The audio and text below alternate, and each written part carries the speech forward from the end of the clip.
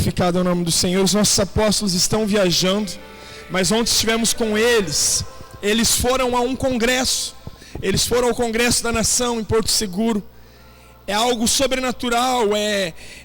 A gente chama Porto Seguro de o útero da nação. E é daquela terra, é desses dias que saem os decretos para o que a gente vai viver o restante do ano. Então é necessário, é importante eles estarem lá. E a gente se alegra por essa viagem deles. Mas na próxima semana eles já estão com a gente.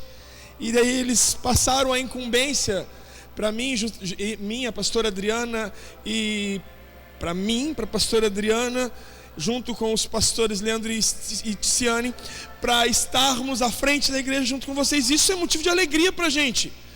Porque quando o pai sai assim, o filho fala assim, eu vejo às vezes o Benjamin, eu vou trabalhar, eu esqueci de orar por eles, ainda bem que eu falei o nome dele.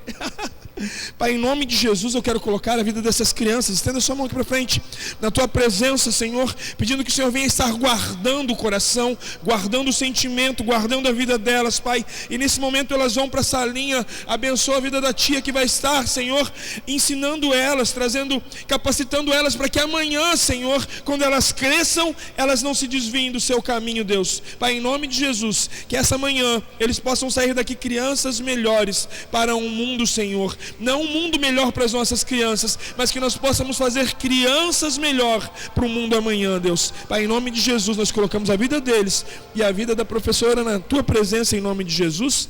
Amém e amém. Toda vez que eu saio de casa, às vezes para ficar um período fora, para ir trabalhar, e eu chego para o Benjamin e falo assim, Benjamin, o pai está indo, e você que vai ficar aí, cuida da mamãe, cuida da casa. Ele fica todo alegre. Ele fica se sentindo o sacerdote, assim, sabe? Dá pra ver na expressão dele. E às vezes, que nem agora, eu tenho trabalhado à noite agora, eu saio. Ele fala assim, pai, quando que o senhor vai sair? Quando que o senhor vai ir? Porque ele já sabe que ele vai, ele entende que quando eu não estou em casa, o meu lugar na cama é dele também. Ele aproveita, já que ele não vai ficar no quarto dele, vai ficar com a mãe dele é só para ele, tudo dele. Ele fica todo alegre. Assim nós também, pastor Leandro, né? Nos alegramos em poder estar junto com vocês. Amém? Eu quero falar de algo nessa manhã que me chamou muito a atenção essa semana. Nós sentamos para começar a célula na quarta-feira e Deus falou muito forte comigo. Deus falou muito forte comigo sobre esse assunto, sobre quem nós somos, sobre quem você é. Eu falei, essa palavra que eu vou levar para a célula. E junto com a célula, quem estava na célula, a turma da minha célula, partilhou um pedaço e Deus falou, filho, é isso. E eu fui amadurecendo, eu fui buscando respaldo, eu falei, eu vou estudar, eu preciso entender. E daí Deus me deu algumas coisas e eu falava assim para Adriana, ainda me falta algo, amor, ainda preciso de alguma coisa. E quando foi ontem no final da tarde, Deus falou, é isso aqui, filho, completa com isso. Então eu venho muito feliz e muito contente, porque eu entendo que nós nunca, na história da humanidade, vivemos um tempo de pessoas tão sem direção, tão perdidas em saber quem nós somos. Nesse tempo de era digital, até os nomes se perdem. Falei assim, os nomes se perdem. Eu parei para analisar hoje de manhã, a hora que eu estava vindo no carro, e o Espírito Santo falou isso comigo, falou assim, João, hoje as pessoas têm usado, não têm mais usado o nome, eles usam nickname. É isso que usa, né? Eu tenho um nickname lá para jogar meu jogo, para entrar na minha rede social. Eu já uso um arroba lá que nem é meu nome mais. As pessoas perderam identidade e não sabem quem são. As pessoas usam um avatarzinho, porque na maioria das vezes elas não querem mostrar nem o rosto. Nós entramos em redes sociais onde as redes sociais são cheias de filtro que tampam e escondem a nossa verdadeira identidade. Eu perguntava na célula essa semana, quem é você? Como que você se enxerga? E como que você se via antes de vir para Jesus? Como que você era antes de vir para Cristo? Como que era a sua identidade antes de vir para Jesus? E Deus me levou a buscar e entender o sentido da palavra conversão. Quando a gente se converte, Na maioria das vezes, na maioria dos pregadores dizem: olha, você se converteu, aquela sua vida antiga não existe mais. Isso não é conversão. O que é a palavra converter? Preciso de um professor para me ajudar. Professores, me ajudem. Converter é dar uma nova direção, é mudar a direção daquilo que você está vivendo. Não é deixar de viver aquilo que você vivia. Eu perguntava na célula essa semana a seguinte palavra: como que as pessoas te viam antes de você se converter, antes de você vir para a igreja? Como que as pessoas olhavam para você? Teve um menino da célula que falou assim: eles sempre me viram como um amigo fiel. Eu falei: e agora, depois que você se converteu, você deixou de ser um amigo fiel? A palavra conversão é você pegar a sua vida e direcioná-la. Não é você deixar de viver. Tudo aquilo que você era de bom, tudo aquilo que você era, que agradava a Deus, mas você não usava para Deus, Deus pede que você mude a direção e foque para a cruz, foque para o Evangelho. Mas as pessoas mudam. Eu fui para a igreja e eu mudei. E tudo aquilo que Deus colocou em você. Me responde uma coisa. Eu fiz essa pergunta também. Me responde do fundo do coração.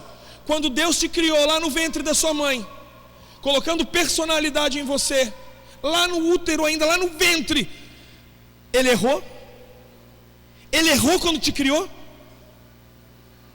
Falou assim: Deus errou, agora Ele vai ter que mudar tudo. O que as pessoas estão vivendo hoje não é uma conversão, mas é uma constante conversão. As pessoas não convertem para algo, elas ficam convertendo e nunca estão no caminho. Porque quando fala de conversão, fala assim: eu preciso que você vá para o caminho, que você direcione, que a sua vida esteja direcionada para algo. Mas as pessoas ficam girando, mudando de direção, só circulando. Por isso nunca crescem, por isso nunca alcançam os objetivos, por isso nunca chegam. Eu vou falar algo de mim.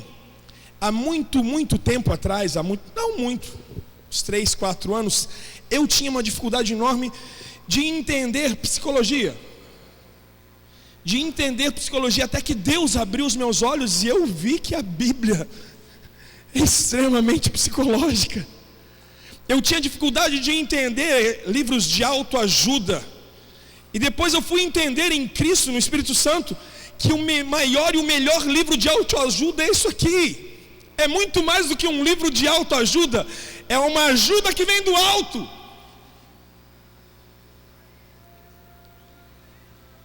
A gente precisa entender que nós precisamos saber quem nós somos e para o que nós fomos criados.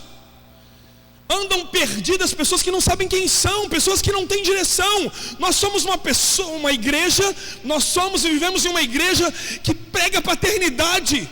E um dos principais princípios da paternidade é dar direção. E por que ainda vivemos tão sem direção? Porque não sabemos quem somos, porque não paramos e não nos analisamos como pessoa. Fazer análise, psicologia.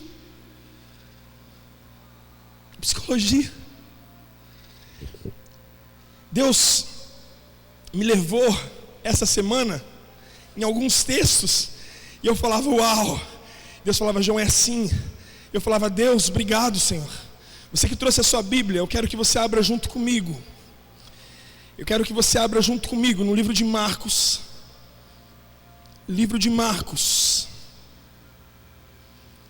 Aleluia. Para que a gente possa entender,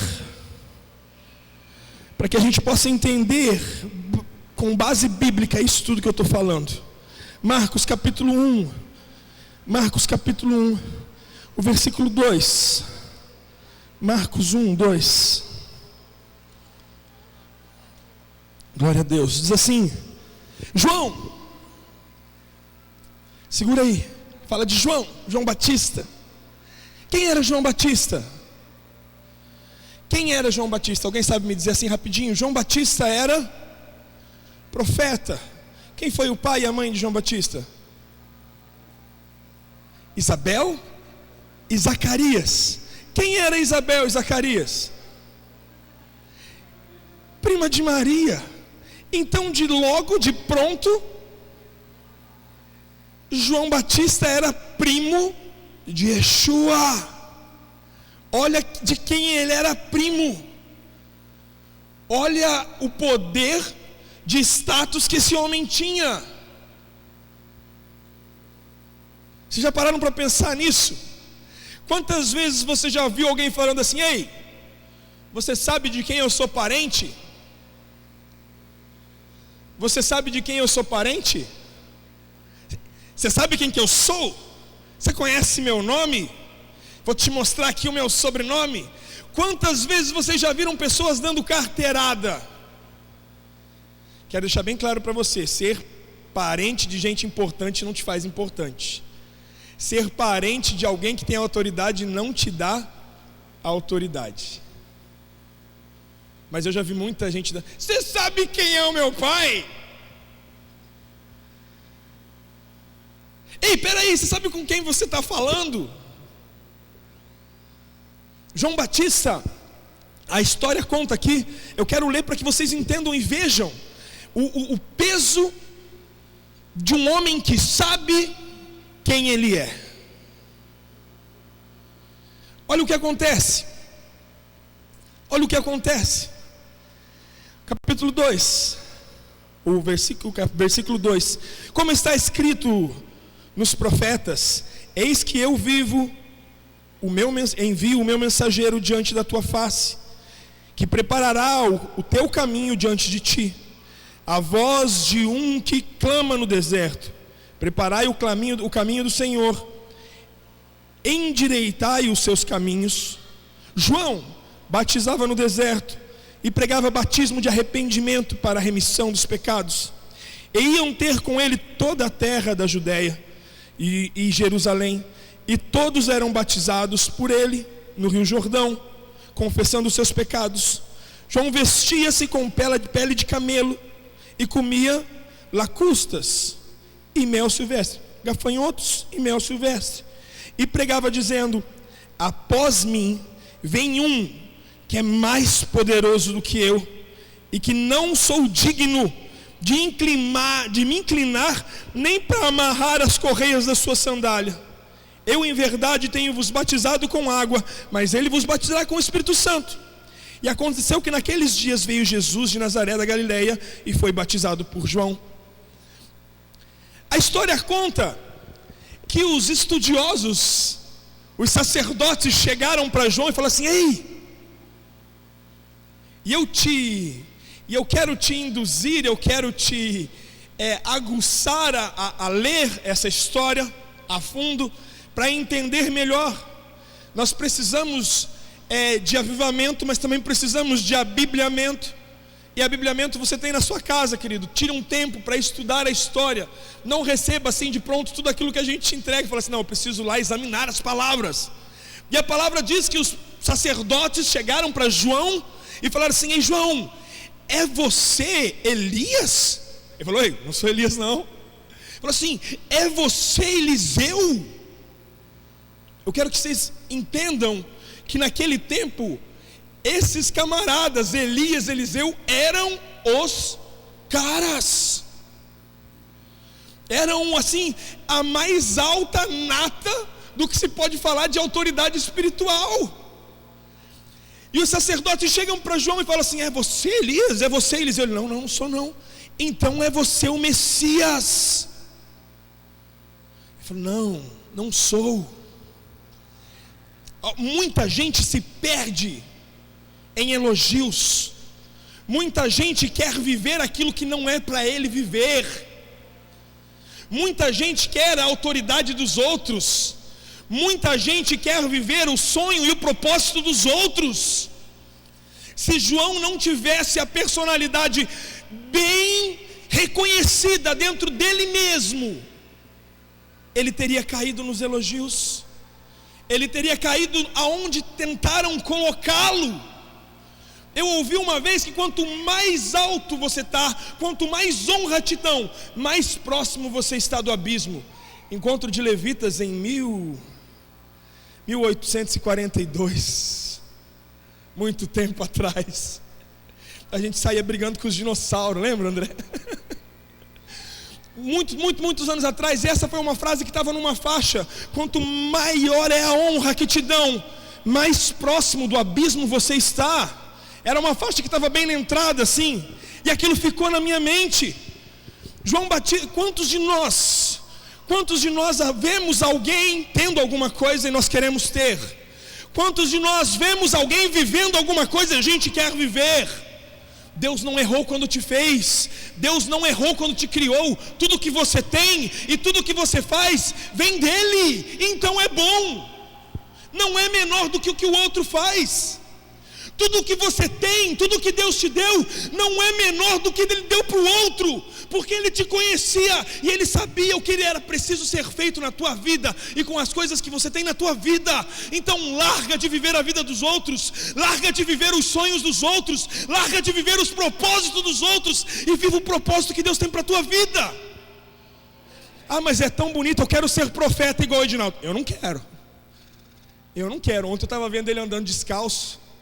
É para ele, é propósito dele, deixa ele. Deus não errou quando te fez, querido. Deus não errou quando te deu dons. Deus não errou quando Deus te deu talento. Mas é preciso você reconhecer os talentos que você tem, que Ele te deu, e parar de olhar para os talentos dos outros que são, ai, mas é tão lindo. Imaginou, olha para a Neide fala assim, ai, como eu queria tocar teclado ou guitarra ou contrabaixo igual o João. E ela larga tudo que ela ia fazendo lá e vem aqui. Quem ia receber as pessoas com tanta excelência como ela recebe? Quem ia ficar na recepção e fazer aquilo lá? Quando deixamos de fazer os nossos propósitos, entramos em despropósito, e aquilo que era para nós fazer fica vago, se perde. Pessoas deixam de ser alcançadas, sonhos legítimos deixam de ser realizados, e a gente começa a entrar numa vontade permissiva, porque Deus nos deu um livre-arbítrio. Aí cabe a nós viver a vontade soberana de Deus para as nossas vidas, e comer o melhor da terra, ou viver a vontade permissiva e lutar pela força do nosso braço. Tem muita gente que consegue, vai lá, batalha, luta na força do braço, está aqui, ó, conquistei. Mas e os despropósitos? E a vida de propósito? João Batista não inflou o peito e falou assim, eu sou primo de Jesus. Quando perguntam para ele assim, quem você é, João Batista? Ele fala assim, eu sou aquilo que Deus quer que eu seja. Eu sou aquilo que Deus sabe que eu sou.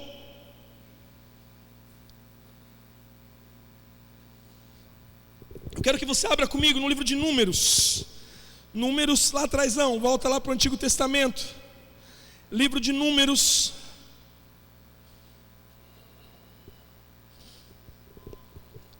Números capítulo 13. 13 e o verso 27.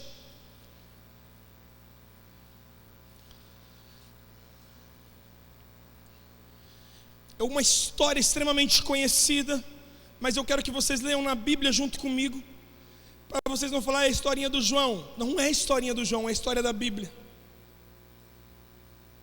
para vocês verem e entender de uma vez por toda.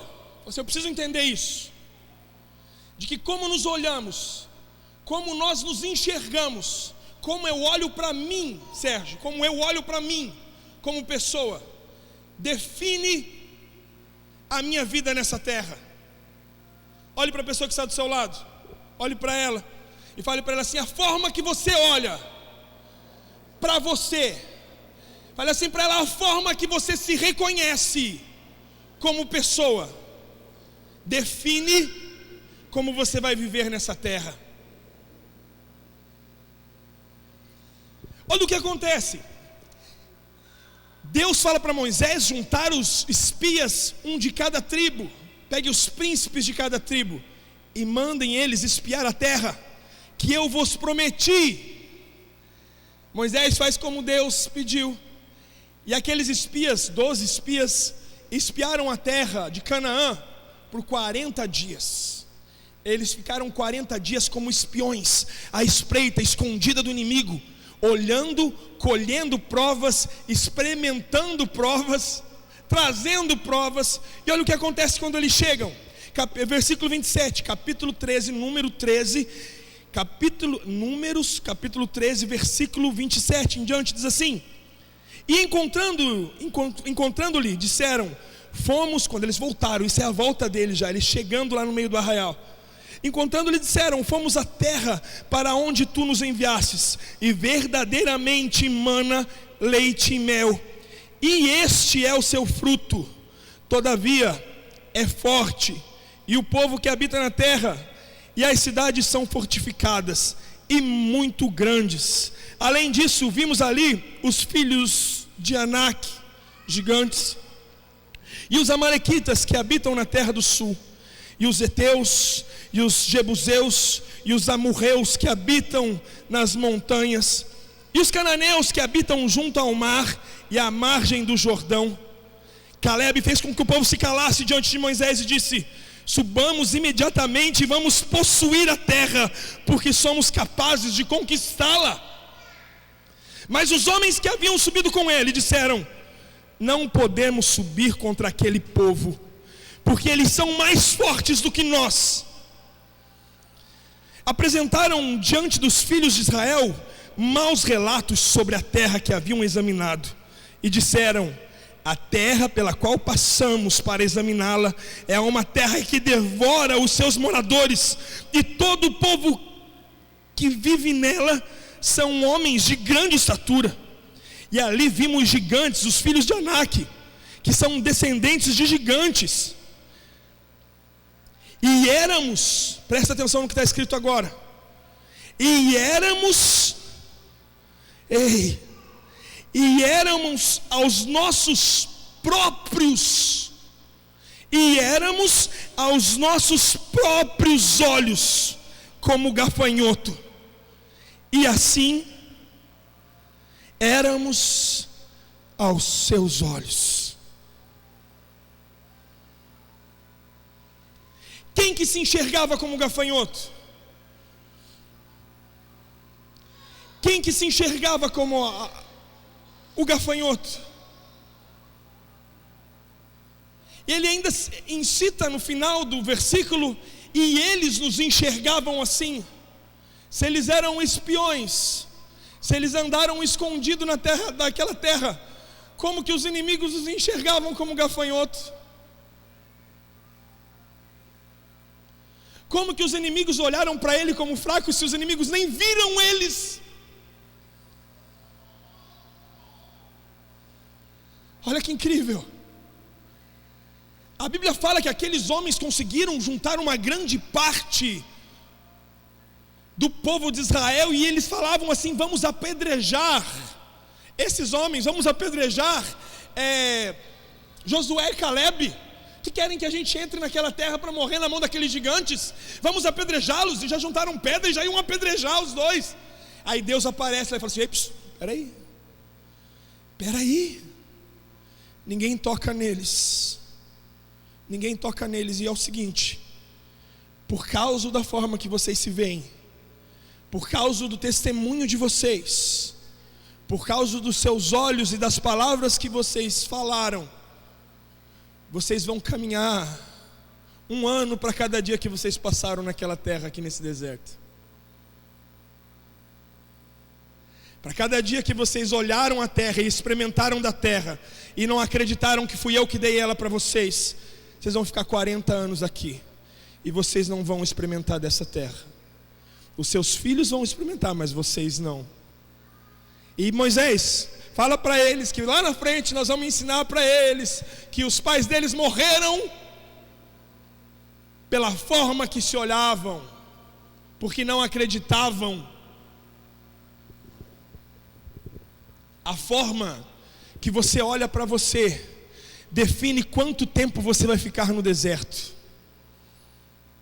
A forma que você se olha, a forma que você se imagina, define se você vai morrer no deserto ou experimentar da terra que Deus prometeu para a tua vida.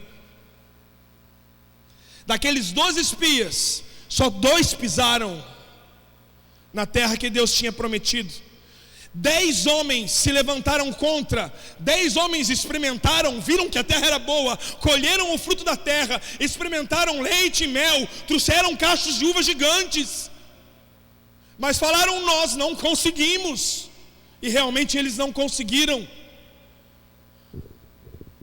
A forma que você se coloca diante daquilo que Deus te deu vai definir quanto tempo você vai viver no deserto, ou quanto tempo vai demorar para você pisar na terra que Ele tem te prometido. Deus não errou quando te fez. Deus não estava enganado quando colocou em você dons e talentos. É necessário você acreditar em você da mesma forma que Deus acredita em você. É necessário você saber quem você é. Eu oro, Pai Nosso. Pai Nosso, você sabe realmente quem é o seu Pai? E você sabe realmente o que Ele colocou em você? Ou você se olha como gafanhoto? Eu fui entender o porquê que eles se olhavam como gafanhoto. Porque gafanhoto era o animal, era o menor animal que um hebreu, que o povo de Israel podia comer. Eles se colocaram na base da cadeia alimentar. Eles eram o pior dos piores, o menor. Como que você tem olhado para você? Quando você acorda de manhã e olha no espelho, como que você se olha? Amanhã é segunda-feira, é dia de rala. Como que você está olhando? Como que você tem deitado para dormir? Quando apaga a luz e você encosta no travesseiro com a luz apagada, eu quero que você agora lembre de ontem à noite, a hora que você colocou a cabeça no travesseiro com a luz apagada e ninguém te enxergava, somente você. Como que você se enxergou? Como que você chegou aqui nessa manhã? Qual foram os seus passos aqui nessa manhã? De um filho de Deus, de uma pessoa que tem promessas na vida, de uma pessoa que tem promessas. Se você não tem promessas, se Deus nunca lançou uma palavra sobre a sua vida, aqui tem no mínimo 365 promessas de bênção para a tua vida, uma para cada dia do ano.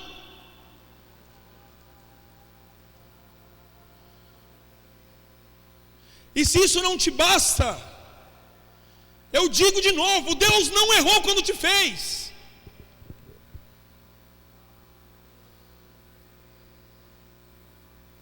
Eu quero contar a história de outra pessoa na Bíblia, uma história que os evangelhos falam muito dela. Todos os evangelhos falam e todos os evangelhos citam, mas eu fui procurar a história em um evangelho específico. É a história de João.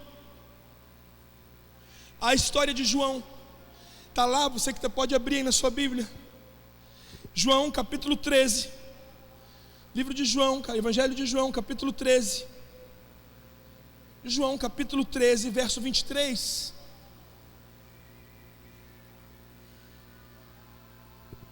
Por várias vezes no evangelho de João, João é citado como que João era conhecido, e é conhecido até os dias de hoje: o discípulo amado. Nesse versículo que eu pedi para vocês abrirem, fala assim: lá vem aquele que é o amado do mestre e encosta a cabeça no peito do mestre. Essas histórias, elas são contadas em todos os evangelhos, mas o único evangelho que está escrito que João é o discípulo amado, qual é o evangelho? De próprio João. Quem que escreveu o evangelho de João? E quem que colocou tantas vezes lá o discípulo amado, aquele que o mestre ama, aquele que tem o amor do mestre. Quem? O próprio João. Ninguém precisou falar para eles, os outros 12, os outros que escreveram os outros evangelhos, e os outros que escreveram os restantes da Bíblia, como Lucas, e em momento algum citam João como discípulo amado, mas ele entendeu que esse era ele.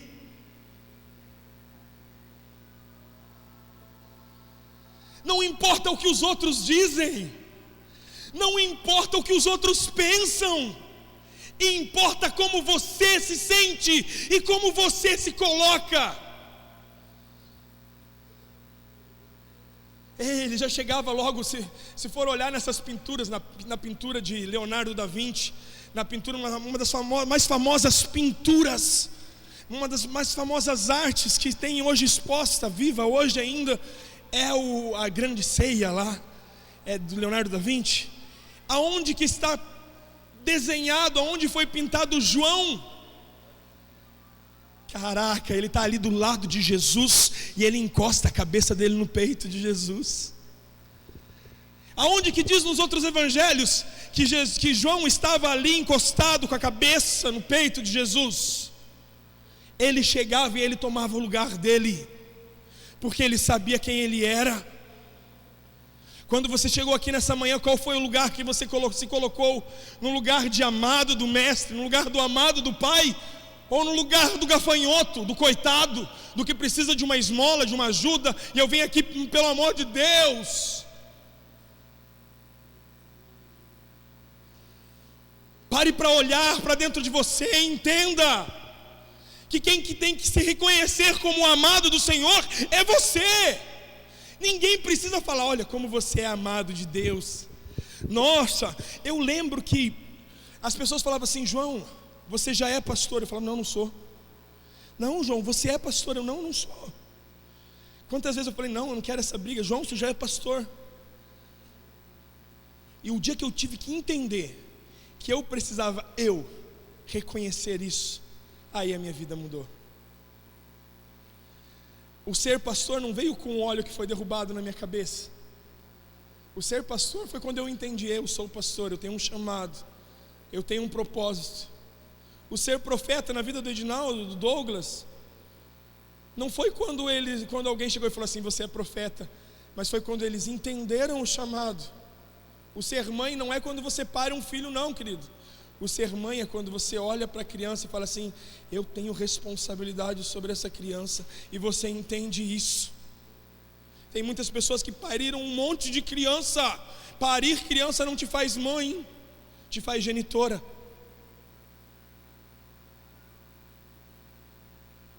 Engravidar uma mulher não te faz pai, te faz genitor. Tudo depende da forma que nós nos olhamos e nós nos posicionamos para aquilo. Como que você chegou aqui hoje? Lá no começo, quando eu perguntei quem você era, qual é a resposta que você tinha? Não precisa do pastor João dizer quem que você é. Não precisa de nenhum astro da música gospel olhar para você e dizer quem você é. Você precisa reconhecer você, quem você é. Autoanálise, psicologia dos céus, psicologia dos céus, consulta psicológica de graça. Se coloque de pé, querido. Deus não errou quando te fez. Deus não se enganou quando te criou. Quando você foi gerado no ventre da sua mãe, Ele não estava enganado. Você não é um aborto que não deu certo. Deus tinha planos e projetos. Daí você fala assim, João, mas e as coisas ruins que eu vivi, as coisas ruins que aconteceram comigo? E as minhas dores, vamos voltar lá no começo. Conversão. O que é conversão?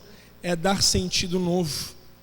E as minhas lutas, João, e as minhas dores, eu fui abusado, eu fui maltratado.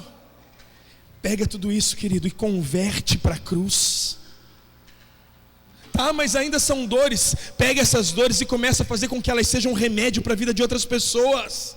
Começa a ressignificar tudo o que você tem.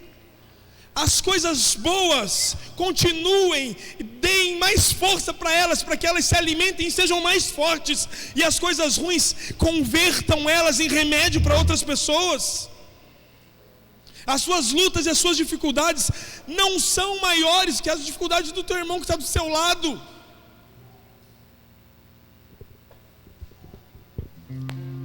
Deus não errou quando te fez.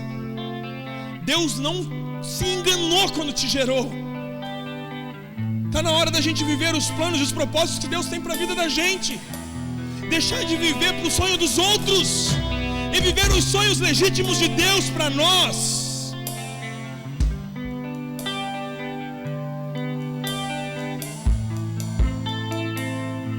Feche seus olhos.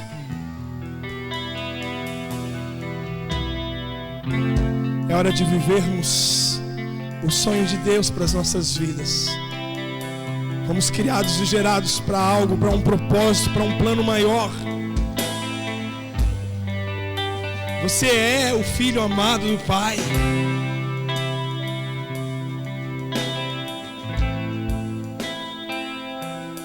E Ele te ama. Ele te ama com amor incondicional.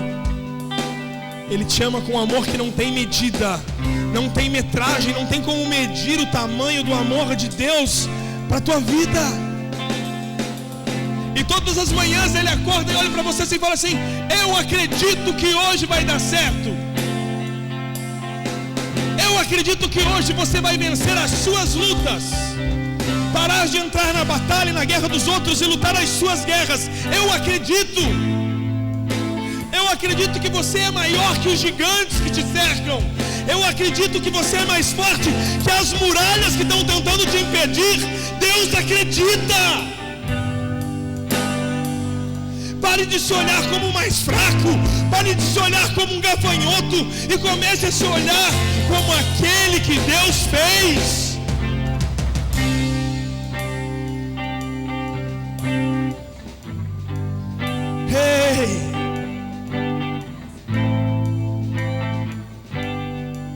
Mas e se eu morrer amanhã, João? Vou morrer tão novo. Vou morrer novo, mas vou morrer depois de viver tudo aquilo que Deus queria para mim. João Batista viveu tudo o que Deus queria para ele. Ele foi morto novo? Não. Ele foi morto depois que os propósitos de Deus se cumpriram na vida dele.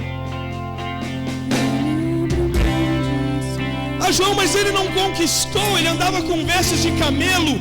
Deus não está te falando que vai te dar uma Ferrari, mas aquilo que Ele vai te dar é o que você precisa para ser feliz e completo. Ele me deu um destino, me cabe um pouco de